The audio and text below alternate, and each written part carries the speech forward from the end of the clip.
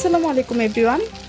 আজকে আমরা খুবই ভিন্ন স্বাদের একটা মাছ ফ্রাই করব, ফিশ ফ্রাই। যারা ছোট মাছ খেতে পছন্দ করেন না, কাটার ভয়ে কিংবা ছোট মাছ অনেকেই পছন্দ করে না খেতে, তারা এটা একবার ট্রাই করতে পারেন। এর জন্য আমি কিছু মাছ আগে থেকে পরিষ্কার করে ধুয়ে মাথাটা কেটে নিয়েছি। এবার মাছগুলো পরিষ্কার করার পর এই মাছের মধ্যে লবণ, হলুদের গুঁড়ো, মরিচের গুঁড়ো, সামান্য একটু ধনিয়া, একটু জিরের গুঁড়ো, সামান্য একটু টেস্টিং সল্ট। এটা যদি আপনার পছন্দ না করেন তাহলে নাও দিতে পারেন, স্কিপ করতে পারেন, আমি দিয়েছি। তার সাথে আমি সামান্য একটু রসুন বাটা এবং সামান্য একটু আদা বাটা দিলাম।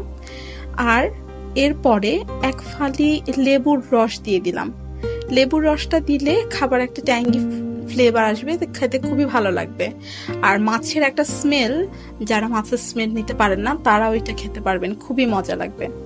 এবার আমি এই মশলাগুলোর সাথে মাছগুলোকে ভালো মতো মিশিয়ে নিচ্ছি। মেখে নেওয়া হয়ে গেলে এইখানে আমি কিছু শুকনো উপকরণ দিব, এবং এই শুকনো উপকরণগুলো আপনার চেষ্টা করবেন এগুলো দিতে। তো এগুলো মাখার পর রেস্টিংয়ে রাখার কোনোই দরকার নেই, এটা আমি সাথে সাথেই আমরা নেক্সট স্টেপে চলে যাব।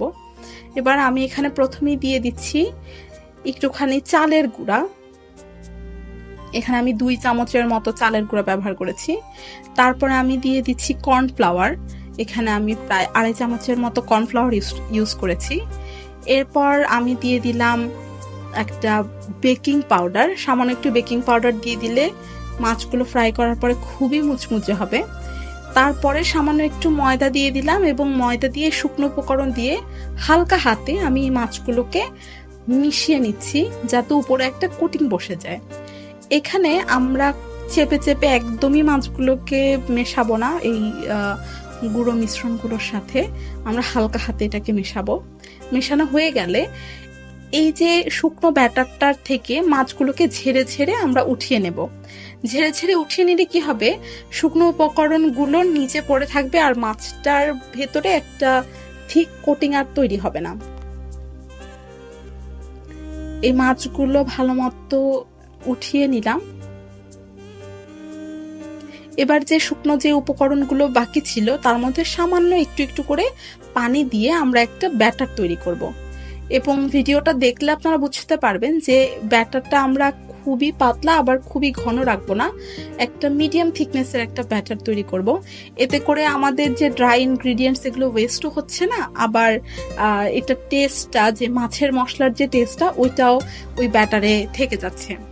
তো দেখতেই পেলেন এখানে আমরা বাড়তি কিছুই দিচ্ছি না। এবার একটা পাত্রে তেল গরম করে তাতে পেঁয়াজ কুচি দিয়ে দিলাম। পেঁয়াজগুলোকে একটু ভেজে নিব ভালো মতো। অ্যাকচুয়ালি আমাদের টার্গেট হচ্ছে আমরা পেঁয়াজের বেরেস্তা করে নিব।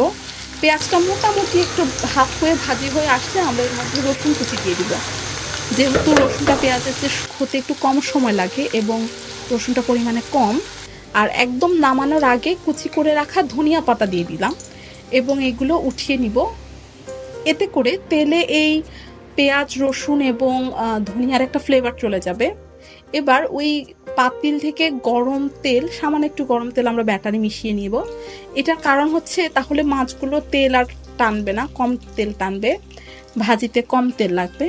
এবার একটা একটা করে মাছ ওই ব্যাটারে চুবিয়ে আমরা কড়াইয়ে দিয়ে দিব।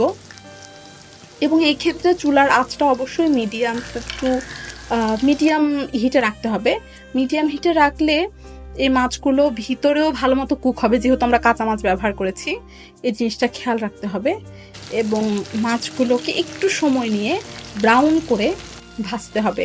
যদি হিটটা আমরা অনেক হাই রাখি তাহলে তাড়াতাড়ি বাইরের কোটিংটা ব্রাউন হয়ে যাবে, কিন্তু ভিতরে ওই রান্নাটা হবে না মাছ। এই জন্য কম আছে একটু সময় নিয়ে ধৈর্য ধরে এই মাছগুলোকে ভাজি করতে হবে। তো আমাদের ফিশ ফ্রাই শেষ, একটা ভিন্ন স্বাদের ফিশ ফ্রাই। আশা করি আপনারা এটা বাসায় তৈরি করবেন এবং আমাদেরকে জানাবেন আপনাদের কেমন লাগলো। ধন্যবাদ।